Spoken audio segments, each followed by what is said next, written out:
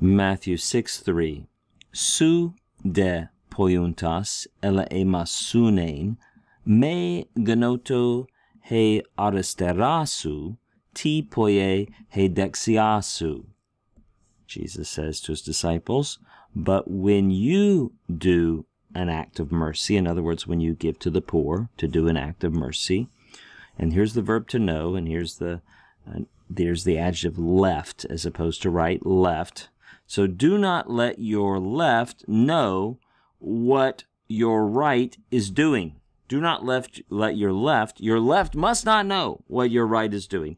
And obviously the word hand is implied here for left and right. Don't let your left hand know what your right is doing. That's why the adjective left is in the feminine form, because the word hand is feminine. That's why the adjective right is in the feminine, because the word hand is feminine. Let's look at the beginning of this verse. And we see we have a genitive pronoun there, and then we have a genitive participle, a participle with no article in front of it. Going off in your head should be the genitive absolute alarm, right? Genitive noun or pronoun, genitive participle without an article in front of it. This is a little adverbial construction. It's a special adverbial construction where you can give the subject of the adverbial construction by putting it in the genitive and then the participle in the genitive. So the genitive noun or pronoun becomes the subject, you. The genitive participle becomes the verb, do, and here it has an object, do an act of mercy. And most genitive absolute constructions are temporal. We would translate them in English with when. But when you do an act of mercy, comma, and then we have a little bit of an unusual construction here in that we have an imperative, an aorist imperative negated with may. Usually if you want to say don't do something in the aorist, you will say may plus the aorist subjunctive.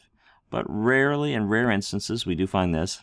The commentaries note there are 3 instances of may plus the aorist imperative in Matthew alone, in the Gospel of Matthew. When you see the gna, you know it's from gnosko. And you see it's reduced down so much there where we have really actually the stem there. And so this is an aorist active imperative, third person singular. If we had the imperative by itself, it would be let it know. It must know. Here it's the left hand. Let your left hand know, but then it's negated. Let your left hand not know. Your left hand must not know what your right implied hand is doing.